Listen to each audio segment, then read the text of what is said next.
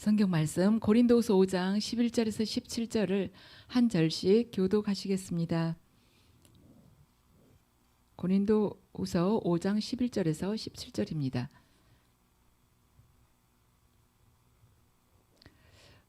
우리는 주의 두려우심을 알므로 사람들을 권면하거니와 우리가 하나님 앞에 알리어졌으니 또 너희의 양심에도 알리어지기를 바라노라.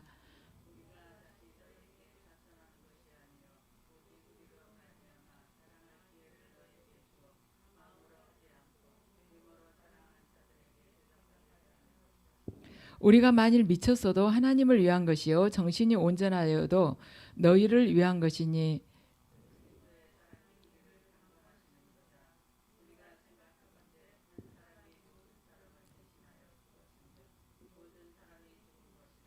그가 모든 사람을 대신하여 죽으심은 살아있는 자들로 하여금 다시는 그들 자신을 위하여 살지 않고 오직 그들을 대신하여 죽었다가 다시 살아나신 이를 위하여 살게 하려 함이라.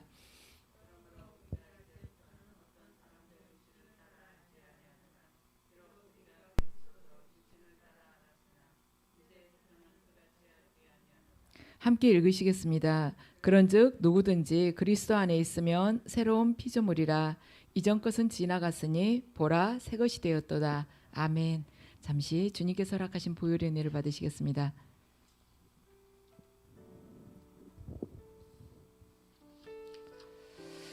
아버지, 저희들 분주한 삶을 모두 내려놓고 주님 앞에 이 자리에 무릎 꿇었습니다.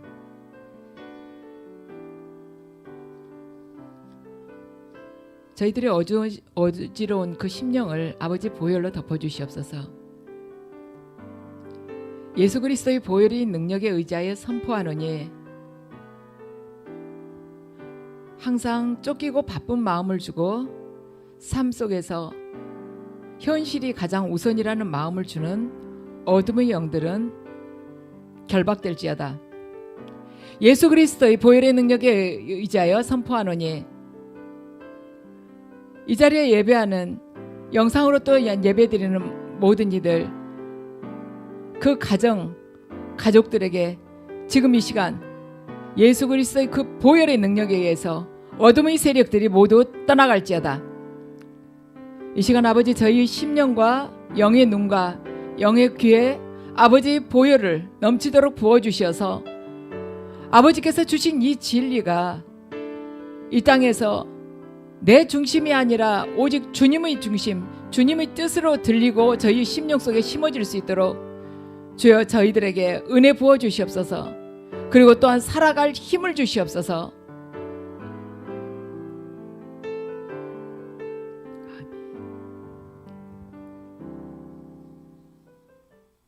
아멘. 이 시간에는 우리가 평소에 많이 들어왔던 말씀입니다. 보라 옛것은 지나갔다 새 것이 되었도다. 정말 기쁘고 마음 뛰는 이야기죠. 이 시간에는 우리 말씀을 새로운 피조물의 특징에 대해서 말씀을 드리겠습니다. 우리가 교회를 다니다 보면 교회를 다닐 때 어떤 생각을 처음에 합니까? 저는 교회 처음 다니게 될 때 뭘 기대를 했냐면 마음이 참 평화로워질 것 같다. 마음이 평안해졌으면 좋겠다. 성경에 대해서도 모르니까 별다른 기대가 없었습니다. 구원까지도 생각도 감히 하지도 못하고 교회 다니면 마음이 평안해지겠지. 그런 생각을 하고 다녔어요. 그러니까 저는 이제 그런 생각했지만 또 어느 정도 말씀을 아는 분들은 예수님 믿으면 구원받겠지. 또한 어려운 사람들도 같이 이 교회 안에서 공동체 안에서 서로 마음 맞는 사람들하고 같이 어려운 사람들 도우러도 가고 또한 공동체 안에서 서로 이렇게 뜻이 맞는 사람들 좋은 관계도 유지하고 교제하고 또 성경 말씀도 배우고 또 이렇게 삶으로 살아보면 좋겠다. 이런 생각을 하면서 대부분 다니셨을 것입니다. 아니면은 내가 집안에 문제가 있는데 예수님 믿으면 이거 문제도 해결된다고 하니까 다녀보겠다. 이런 생각을 하고 발을 디디셨을 수 있는데 우리가 말씀 설교를 자꾸 듣다 보면은 여기서 딱 그치는 것이 아니라 너 자아를 버려야 된다. 십자가를 져야 된다. 좁은 길로 가거라. 넓은 길, 그 길을 원하지 말아라. 세상 속에서 많은 자들이 사랑하는 그 길을 가면 반드시 멸망을 하게 된다.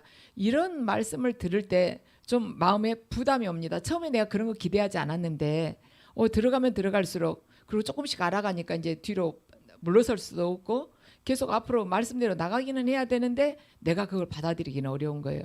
근데 오늘 우리가 17절 말씀을 들으면 모든 그 딱 묶였다가도 날개가 딱 그 사슬이 후두둑 떨어지면서 몸 그 영과 혼의 날개가 달린 듯한 그런 기분이에요. 17절 말씀 다시 한번 읽어보겠습니다.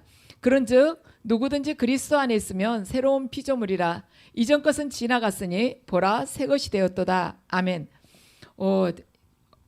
나비가 보기 흉한 그 고치에서 이렇게 빠져나와가지고, 정말 고치로 있을 때는 징그러웠는데 거기서 날개의 깃을 이렇게 펴면서 나와가지고 펄럭펄럭 날아가는 그런 기분.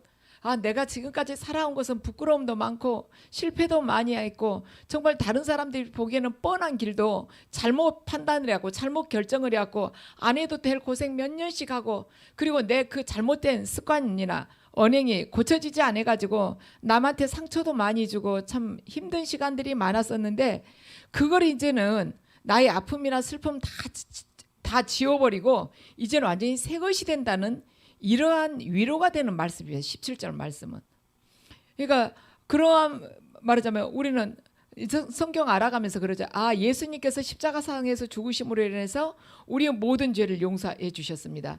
또한 하나님께서는 과거에 정말 많은 죄를 범한 우리들의 죄를 이제는 묻지 않으실 것이고, 이제는 우리의 과거의 슬픔이나 상처 또한 하나님께서 다 이렇게 치유해 주시면서 이제 우리는 새로운 피조물이 되었습니다.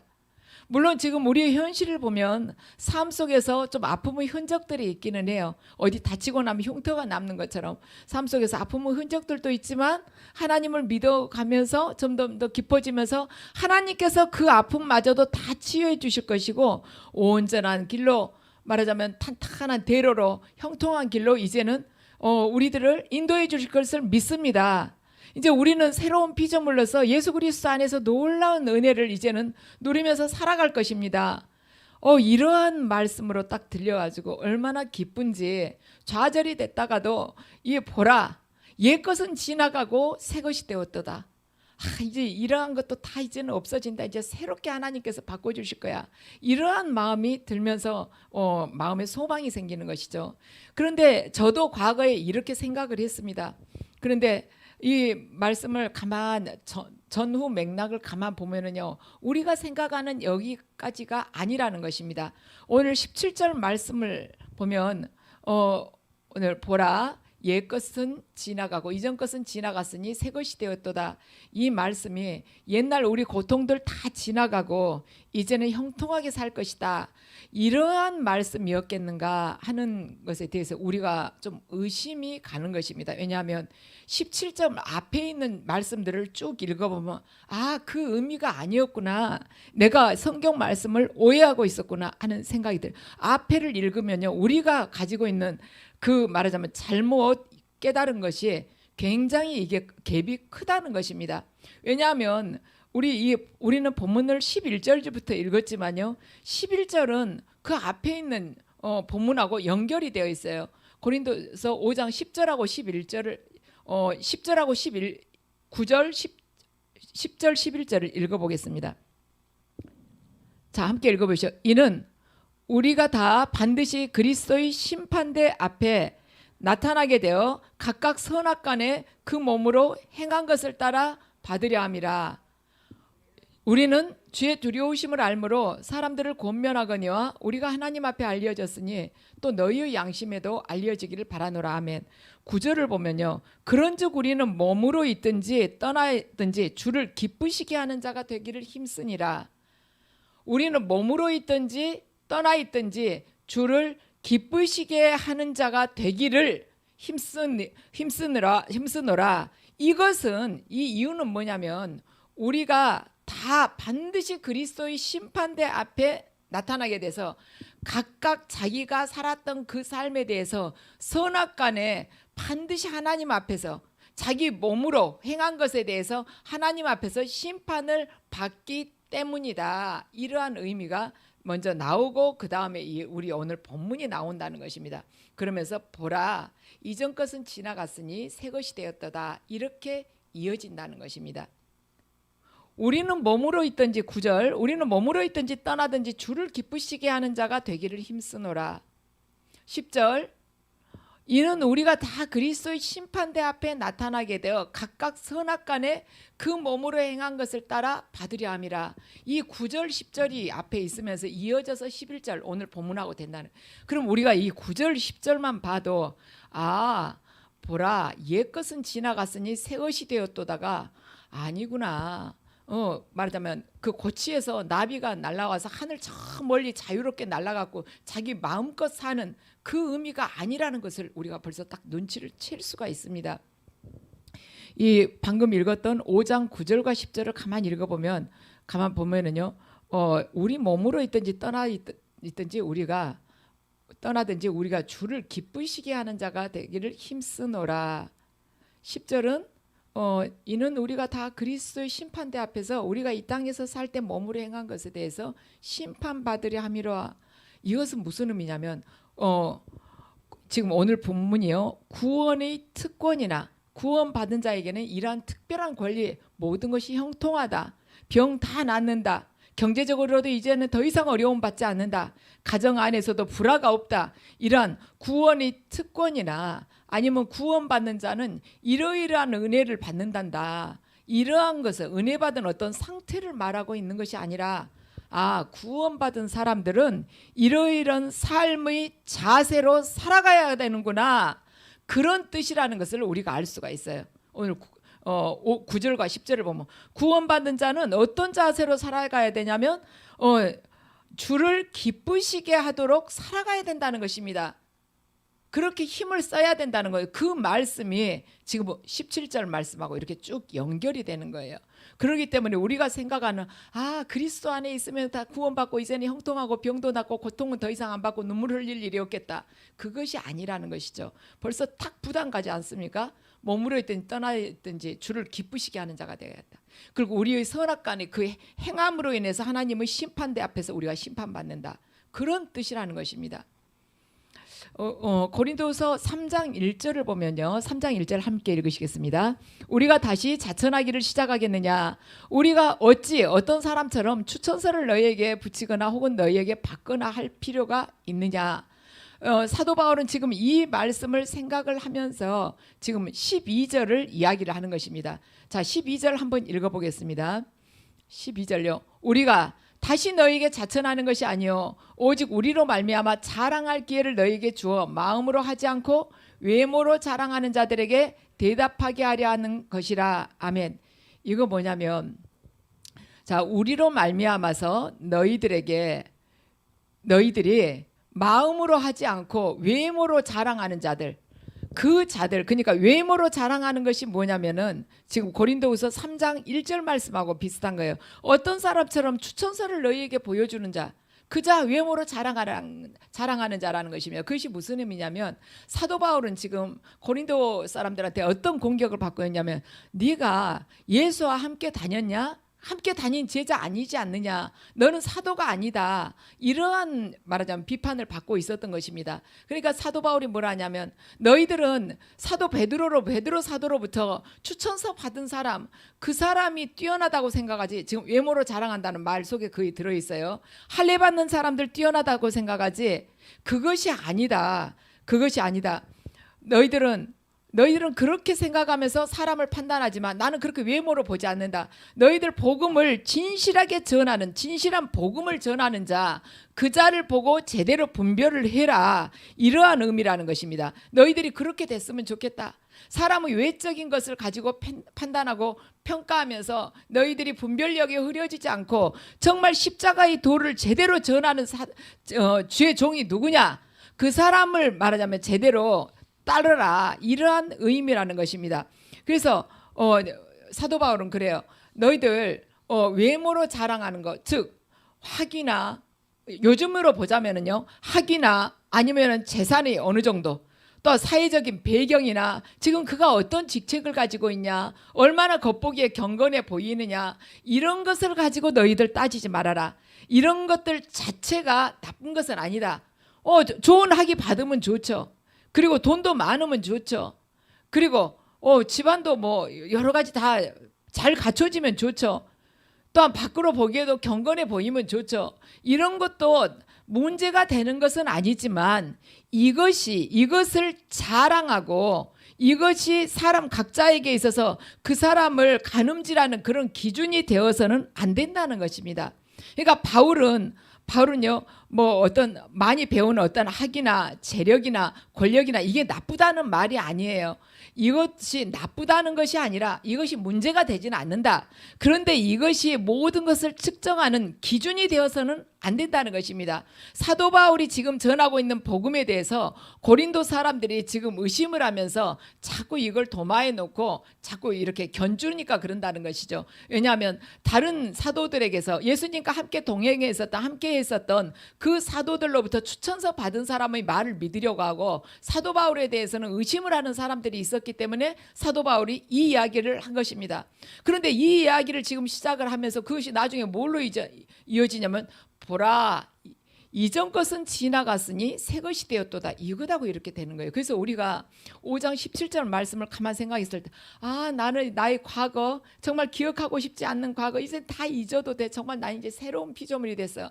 이런 의미가 아니라는 것입니다. 사도 바울이 벌써 17절 그 전에 하는 이야기를 딱 들으면 그거하고는 상관없지 않습니까? 너희들 추천서 그 외모를 보고 사람 판단하지 마. 내가 지금 예수 그리스도의 그 십자가의 도를 전하는 것을 보면서 너희들이 들으면서 이거 진짜 복음이라구나 하는 것을 깨닫기를 바래. 이런 의미로 이야기를 하고 있습니다. 그래서 당시 고린도 교회에서는 복음의 내용이 진실하냐 이걸 보는 것이 아니라 외적인 내용, 외적인 그 사람의 조건을 보고 사람을 판단하는 경향이 있었다는 것입니다. 즉 베드로 사도가 써준 추천서가 있느냐, 예수님 살아계실 때 같이 활동했던 사람이냐, 이걸 가지고 개인들을 평가했다는 것입니다. 그래서 바울은 자기는 보이는 것을 따라서 살지 않고 보이지 않는 것을 따라 산다고 이야기를 했습니다. 그러므로 보이지 않는 것을 따라서 살겠다는 말은 내가 이 땅에서 너희들한테 복음을 전하면서 너희들로부터 홀대를 받고 고난을 받고 너희들로부터 버림받은 바가 된다 할지라도 나는 결코 이 복음을 부끄러워하지 않노라. 내가 줄인다 할지라도 너희들에게 손을 벌리지 않겠다. 비굴하게 복음을 부끄럽게 하면서 너희들한테 손을 벌리지 않겠다. 내가 이 땅에 살아가면서도 나도 바리새인 중에 바리새인이지만 지금 내가 예수 그리스도를 생명으로 만나고 나서 이렇게 너희들에게 핍박받는 그 길을 걸어가고 있지만 지금 말하자면 종교 생활하면서 바리새인으로 살아가는 그 자들 부러워하지 않겠다. 세상 속에서의 성공이나 부귀나 형통 그와 같은 것들에 나는 궁극적인 가치를 두지 않고 세상 속에서 안락하고 행복하게 사는 것에 나는 가치를 두지 않고 그것을 목표로 삼지 않고 오직 십자가의 도 그 길만을 가겠다. 나는 인간의 의리를 자랑하지 않겠다. 오히려 십자가의 복음 때문에 고난받는 그 길을 가겠다. 너희들도 이렇게 십자가의 길 때문에 고난받는 길을 가고 있는 나를 자랑스럽게 여기기를 바란다. 이런 마음으로 사도 바울이 본문을 적은 것입니다. 처음에 우리들도 예수님을 육신으로 알았기 때문에 예수님을 정확하게 이렇게 생명으로 만나지 못했을 때 제대로 성령 안에서 거듭나지 않았을 때는 예수 그리스도를 믿으면 구원받고 또 부자도 되고 가난에서도 해방시켜주고 아픈 몸도 치료해가지고 병도 다 낫게 해주시고 또 가족들 조금 의견이 다르고 마음이 조금 이렇게 식은 부분들이 있는데 그것도 화목해지고 내 심령도 불안하고 항상 미래에 대해서 두려워서 떨었는데 예수님께서 책임져 주신다니까 마음도 평안해지고 또한 지금 하던 일마다 이렇게 막히는 내 자녀 일도 다 하나님께서 형통하게 열어주셔가지고 세상적으로 성공할 줄 알고 또 후손들도 뭐 자손 1000대까지 복받았다고 하셨으니까 뭐 미래에 대해서는 아무 염려도 안 해도 된다. 이렇게 생각하면서 그러한 조건을 이렇게 가지고 예수님에 대해서 신뢰하고 믿었다면 그때는 우리가 육신을 따라서 믿었기 때문에 그렇게 생각을 했지만 이제는 우리는 그런 것들 가지고 그런 것들로 예수 그리스도를 믿는 사람들이 아니기 때문에 그리스도 안에 있는 사람들은 이제 새로운 피조물이 되었다는 것입니다. 우리는 육신으로 예수 그리스도를 믿는 사람이 아니기 때문에 예수 그리스도께서 어린 시절에 공생활 하시기 전 그 어린 시절의 이야기가 거의 성경에 기록이 되지 않는 거예요. 왜냐하면 우리는 육신의 그리스도를 믿는 사람들이 아닌 것입니다. 하나님의 아들이신 그 그리스도를 믿는 사람이기 때문에 예수 그리스도께서 육신으로 부모 밑에서 그 살고 육으로 살아갔던 그 생활이 우리에게 있어서는 중요한 것이 아니기 때문에 하나님께서 그 30년이나 되는 그 생활을 기록을 하지 않으신 것입니다. 그래서 우리는 육신으로 예수 그리스도를 알려고 할 필요도 없고 우리들 또한 육신을 따라서 살아서는 안 되는 사람들이라는 것입니다. 까닭은 뭐냐면 이제는 우리가 이전 것은 지나가고 새로운 피조물로 되었기 때문입니다. 오늘 본문은 말씀을 하고 있어요. 새로운 피조물에게 있어서는 특징이 있다는 것입니다. 특징이 있는데 두 가지가 있습니다. 자, 12절 말씀을 함께 읽으시겠습니다.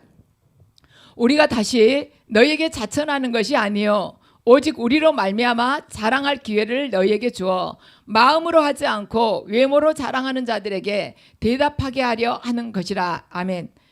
이 말씀은 뭐냐면 마음으로 하지 않고 외모로 자랑하는 자들에게 너희들이 대답하게 하려 하는 것이라. 이제는 새로운 피조물은 육신을 따라서 사람을 보지 않는다는 것입니다. 자, 너희들 고린도 성도들 너희들 외모를 가지고 사람들을 평가하지 너희들 이전 것은 지나갔을 때 새로운 피조물이야. 이제는 정말 정확하게 십자가의 도를 지금 전하고 있는 십자가의 복음 때문에 고난을 당하지 않지만 그걸 자랑스럽게 여기고 있는 나를 봐. 이러한 것 이렇게 변화되기를 너희들에게도 바래. 새로운 피조물이란 바로 이거야. 이제는 육신을 따라 살지 않고 마음으로 오직 주님을 바라보면서 사는 자야. 그래서 새로운 피조물에 있는 특징 두 가지가 뭐냐면 하나는 첫 번째가 지금 육신을 따라서 사람을 보지 않고 자신도 육신을 따라서 살아가지 않는 자가 새로운 피조물이 특징이라는 것입니다. 그래서 우리가 그 새로운 피조물이 어떤 삶을 살아야 되는가? 이제 하나의 예를 보자면은 예수님께서 누가복음 18장에서요 부자 청년이 예수님을 찾아와서 랍비여 어떻게 하면은 영생을 얻을 수 있냐고 물어보니까 예수님께서 그러시죠. 너 그 10계명 다 지켰냐고 계명 다 지켰냐고 물어보니까 이 청년이 그럽니다. 자기 다 지켰다고 그래요. 그러니까 뭐 그 10가지 모든 그 모세가 말한 그 계명은 다 지켰습니다.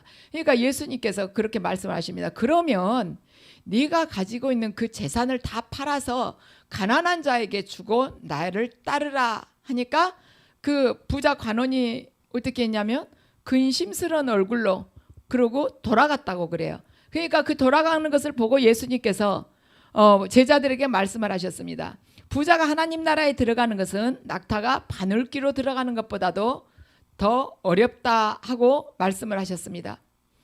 부자 그 관원이 그걸 받아들이지 못하고 돌아가는 것을 보고 예수님이 말씀하신 거예요.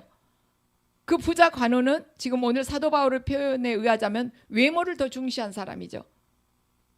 그러면 우리가 예수님의 말씀을 가만 생각해 봤을 때 돈 많은 것이 그렇게 잘못됐습니까? 이런 생각 우리가 할 수 있지 않겠습니까? 돈 많은 것이 죄입니까? 돈 많은 게 잘못입니까? 그렇지 않으면 돈 많은 것은 절대 잘못이지 않아요. 성경에는 돈 많은 부자들은 전부 다 지옥 가고 가난한 사람들은 다 천국 간단다. 이렇게 써지지 않았습니다. 돈 많은 것이 죄가 아니고 그 가진 재력, 가진 권력, 가진 명예 이러한 것들, 가진 학위를 제대로만 그 사람이 쓴다면 현재 자기가 가지고 있는 돈이든 명예든 학위든 아니면 세상 속에서 어떤 끼칠 수 있는 영향력, 그 능력 그것을 제대로만 쓸 수 있다면 그것을 자유기의 소유라고 주장하지 않는다면 그것이 자기 것인 것처럼 살지만 않는다면 천국에 갈 수 있다는 것입니다. 그런데 사람들은 그걸 움켜쥐고 움켜쥐는가 동시에 거기에 묶여가지고 하나님을 향해서 바라볼 그러한 마음이 없는 것이에요. 그러니까 사람들은 권력이나 부나 명예나 자기가 가진 좀 특별한 능력에 묶여가지고 하나님을 바라보지 못한다는 것입니다.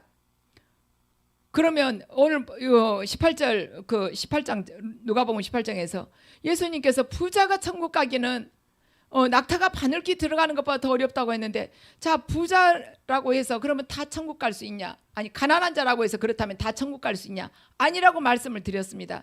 가난한 자라고 해서 천국을 갈 수 있는 건 아니라는 거예요. 왜냐하면 그 사람이 가난하기 때문에 돈에 더 집착하면서, 아니면 그 사람이 권력에 굶주렸기 때문에, 아니면 명예에 굶주렸기 때문에, 아니면 출세에 굶주렸기 때문에 권력에 더 집착할 수 있고, 명예에 더 집착할 수 있고, 출세에 더 집착할 수 있기 때문에 그자 또한 부자가 돈에 묶인 것처럼 그자 또한 자기가 생각하고 있는 우상에 묶인 자라는 것입니다.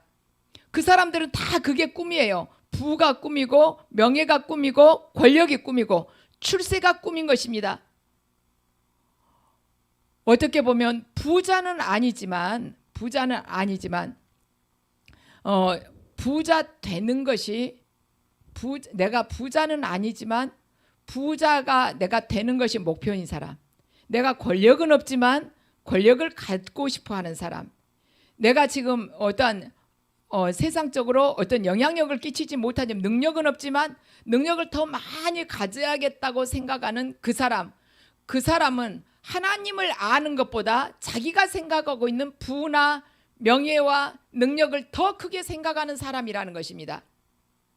그래서 나는 우상 없는데 내 마음이 지금 어떤 우상을 바라보는지 가만히 이렇게 우리가 점검을 해보면 돼요. 내 자신이 우상이 되는 경향은 없습니까? 내가 지금 하고 있는 일, 여러분이 지금 하고 있는 일이 혹시 우상은 아닙니까? 여러분이 하고 있는 사역이 혹시 우상은 아닙니까?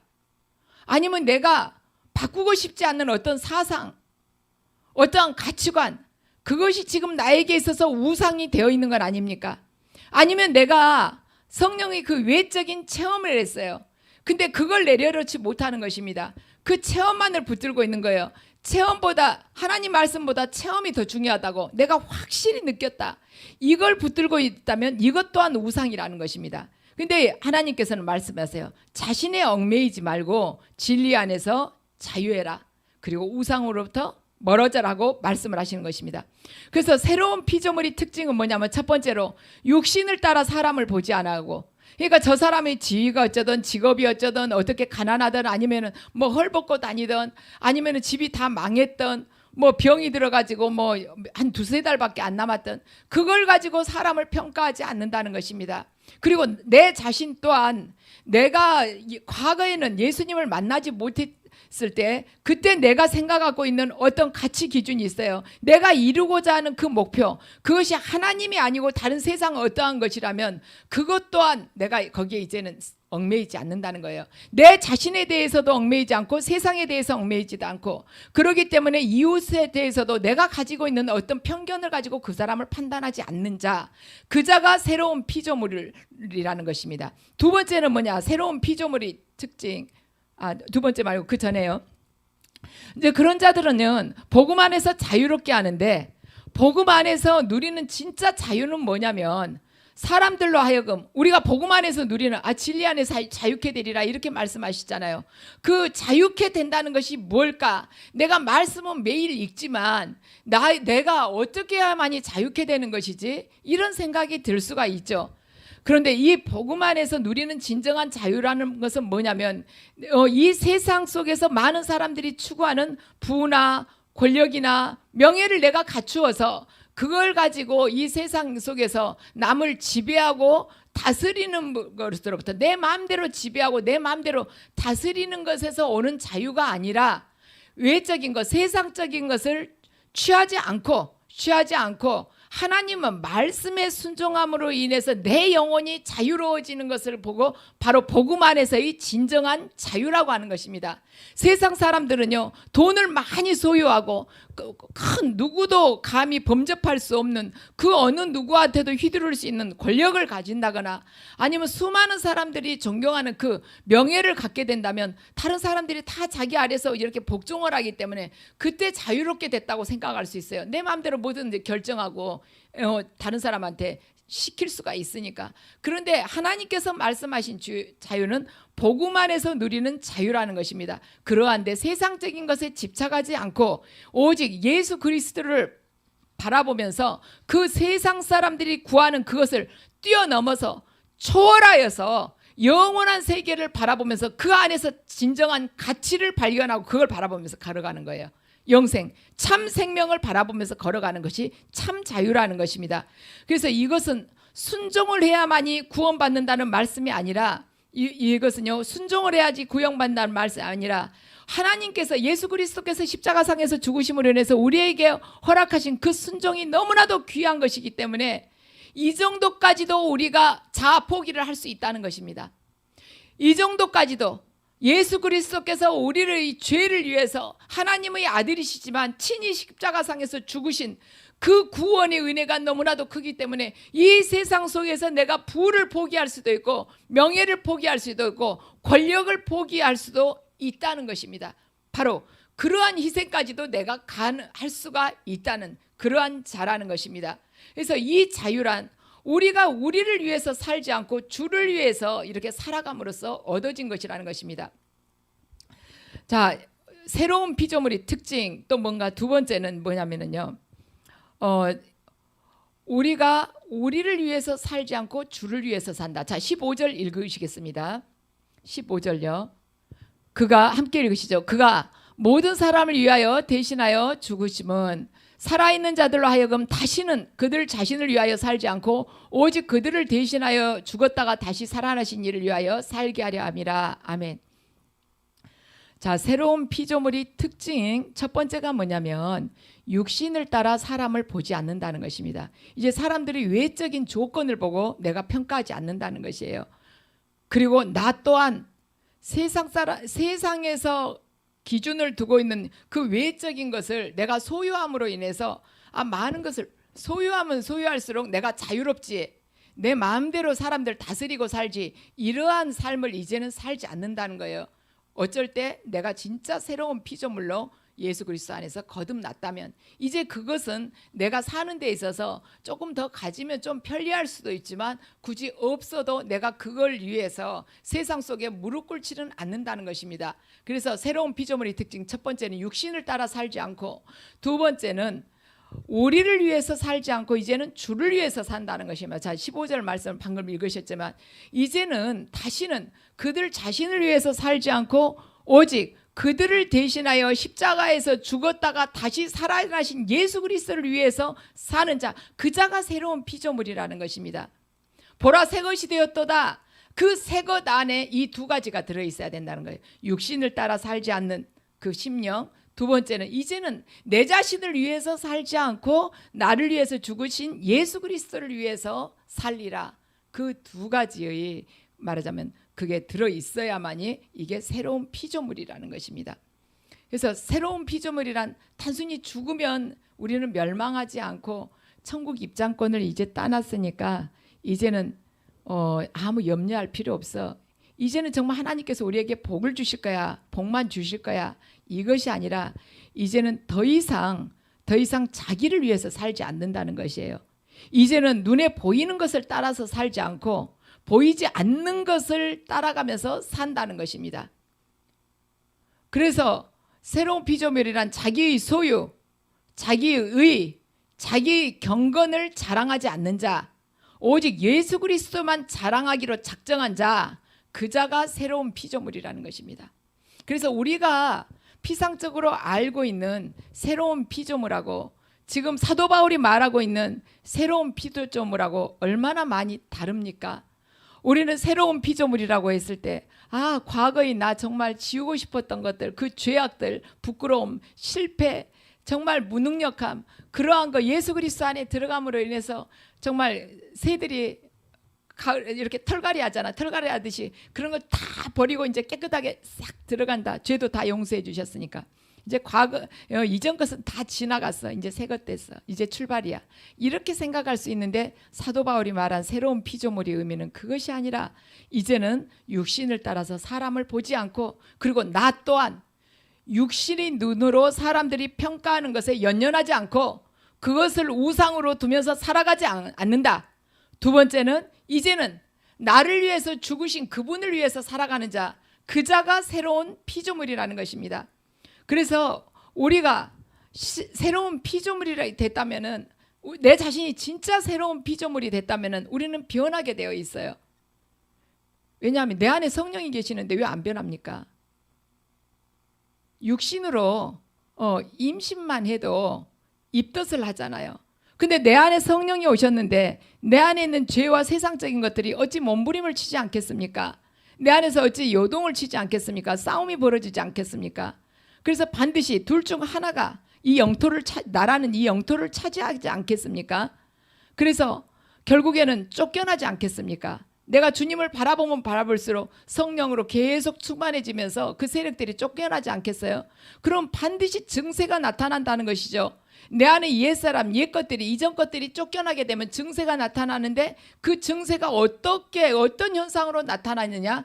이제는 육신을 따라서 사람을 바라보지 않고, 육의 사람들이 원하는 대로 내가 절대로 살아가지 않고, 이제는 나를 위해서 죽으신 그분을 위해서 사는 자, 그렇게 바뀐다는 것입니다. 내 안에 예수님이 오셨는데 어찌 변하지 않겠습니까? 우리 그러잖아요. 우리 집에 누구 손님만 오신다 해도 낮에 1시에 오신다고? 그러면 오시는 거지. 이렇게 있습니까? 아니잖아요. 그날은 정말 귀한 손님 오신다면은 그동안에 아무리 피곤해가지고 쌓아놨던 일들도 정말 총알같이 일어나서 막 치우고 정리하고, 빨리 못 치울 것은 어디 수납장이라도 넣어가지고 문이라도 닫아놓잖아요. 깨끗하게 보이려고. 그리고 반찬 한 가지라도 더 하지. 어떻게 먹었던 거 그대로 내놓겠습니까? 아니잖아요. 사람이 귀한 사람이, 손님이 우리 집에 오신다고 해도 내가 벌써 청소를 하고 대접하기 위해서 분주하게 움직이는데, 어찌 예수님께서 내 안에 오시는데 내가 과거의 그 전 삶 그대로 살겠습니까? 그 가치관대로 어떻게 살아가겠습니까? 내가 과거에 사랑했던 거 그대로 사랑하겠습니까? 아니지 않습니까? 그래서 우리가 정말 주님을 내 안에 모셨다면 세상이 싫어지게 되어 있습니다. 세상의 가치관이 싫어지고 역겹고 메스껍게 되어 있어요. 반드시 입덧을 하게 되어 있어요. 내가 정말 예수를 모신 자라면 세상에 대해서 거부감이 들고 옆에 가고 싶지 않게 되어 있어요. 그리고 그러한 이야기 하고 싶지도 않습니다. 부럽지도 않아요. 그런 이야기 하는 시간이 아까워요. 그리고 내 영혼이 더러워질까 두렵습니다. 그리고 불쌍해요. 이렇게 바뀌게 되는 것입니다. 제가 예전에도 한번 이야기를 했지만, 그 터키에서 무슬림 과격 그 무슬림파 있잖아요.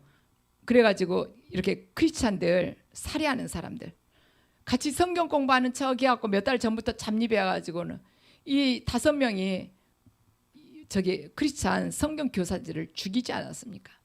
그래가지고는 알라를 유일신이라고, 유일한 최고의 신이라고 고백해도 아무도 고백을 하지 않으니까, 심지어 한 선교사에게는 156번을 칼로 찌른 거예요. 사람 몸에 어떻게 156번이나 찌를 수가 있겠습니까? 그리고 손가락 하나하나, 어떤 사람 손가락 하나하나 다 이렇게 자르고, 칼로 자르고, 어떤 사람은 코도 베어내고, 알라가 유일한 최고신이라고 고백해라 하지 않으니까 코도 베어내고 귀도 베어내고, 동료들이 보는 데서 배 갈라가지고 내장 끄집어내고 고백하라고. 이렇게도 여러분들이, 이런 일이 여러분들에게 닥친다 할지라도 여러분들이 예수 그리스도를 계속 믿으시겠습니까? 우리가 처음에 예수님을 믿을 때는 이런 기대하지 않았어요. 손가락 다치면 안 되지, 무슨 잘려, 이런 생각이지만 지금 우리 바뀌지 않았습니까? 우리가 정말 새로운 피조물이라면 이런 환난 앞에서도 주님을 계속 고백하겠냐는 것이에요. 내가 진짜냐 가짜냐는 이 질문 앞에서 내가 어떻게 대답하느냐를 보면 알 수가 있는 것입니다. 남미 우루과이의 작은 교회 앞에 적힌 주 기도문 중에 일부를 여러분들에게 소개하면 이렇게 적혀져 있는 것이에요. 주 기도문 중에서 이제 이렇게 적어놨어요. 아버지 이름이 거룩히 여김을 받으시며 라고 말하지 말라. 자기 이름을 빛내기 위해 안간 힘을 쓰면서 아버지의 나라가 임하시오며 라고 말하지 말라. 물질 만능의 나라를 원하고 있으면서 아버지의 뜻이 하늘에서 같이 땅에서도 이루어지소서 라고 말하지 말라. 자기 뜻대로 되기를 원하고 있으면서 이렇게 말하자면 주기도문을 써놓은 것입니다. 우리들 안에 어쩌면 이 부분들이 조금 있을 수 있어요. 이 부분을 취하면서 내 이름을 빛내기를 원하고 물질 만능으로 좀 편리하게 좀 살아갔으면 좋겠고 아버지의 뜻보다도 내 뜻이 이 땅에서는 좀 이루어졌으면 좋겠고 이런 생각을 우리가 어쩌면 잠깐이라도 해볼 수도 있는 것입니다. 그렇지만 성경은 엄격하게 말씀을 하고 있는 것입니다. 네가 새로운 피조물이라면 이제는 육신을 따라서 사람을 보지 말고 육의 사람이 보는 그 관점으로 너 살지도 마라. 두 번째는 너를 위해서 십자가상에서 죽으신 그분을 위해서 이제는 살아. 그분을 고백하면서 살아. 세상에 부가 최고의 신이란다, 명예가 최고의 신이란다, 권력이 최고의 신이란다 할지라도 네 손가락이 잘려고 네 내장이 끄집어내진다 할지라도 오직 예수 그리스도만이 나의 주님이라고 너 그렇게 고백하면서 살아. 그래야만이 네가 새로운 피조물이야. 너 생각대로 네 자의대로 새로운 피조물에 대해서 해석하지 마. 새로운 피조물, 네가 구원받았고 이제는 천국은 뭐 받아놓은 거나 다름없으니까 네가 그 안에서 마음껏 살고 이제 형통해지리라. 그건 착각이야. 그것은 기복신앙이나 다름이 없는 것이란다. 주님께서는 그렇게 말씀을 하십니다. 물론 주님 그렇게 해주고 싶어 하세요. 그렇지만 우리 중심이 바뀌어야지 그걸 허락을 하시는 것이지 우리 마음의 중심이 바뀌지 않았는데 그러한 걸 허락을 하신다면 파멸하라고 하는 거나 다름없지 않겠습니까? 우리는 말로는 자기 부인이고 십자가의 길을 간다고 하지만은 마음속에는 은근하게 번영 그 신학을 바르는 경향이 있어요.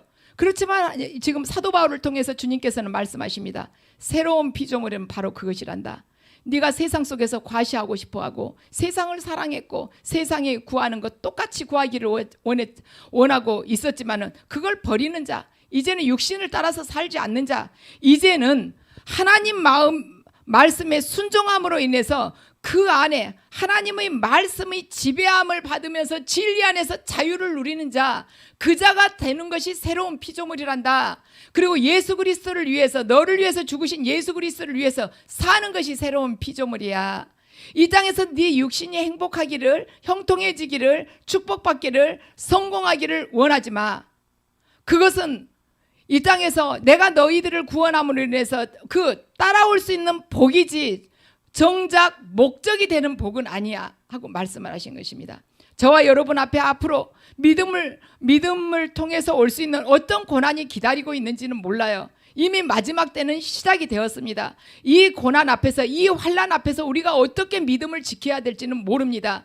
그렇지만 환난이 나에게 주어진다 할지라도, 내가 이렇게 된다 할지라도 내가 예수를 믿는 그 믿음을 마지막까지 지킬 것이냐, 그걸 우리 날마다 내 자신에게 그 질문을 던져봐야 될 것입니다. 그 질문을 던지고 그 앞에서 주님, 이렇게 하신다 할지라도, 이 길로 인도하신다 할지라도, 제가 당신을 믿음으로 인해서, 그 믿음의 고백으로 인해서 내 내장이 끄집어냄을 받는다 할지라도 저 그래도 예수님을 믿겠습니다 하는 자가 바로 새로운 피조물이라는 것입니다. 그래서 저와 여러분 모두가 이 예배를 통해서 새로운 피조물에 대한 개념이 완전하게 바뀌고 우리의 삶이 추구하는 그 방향이 온전하게 바뀌어서 온전하게 주님만 바라보면서 이 땅에서 그분을 영화롭게 하시는 삶이 되는 새로운 피조물이 되시기를 주 예수 그리스도의 이름으로 축원합니다.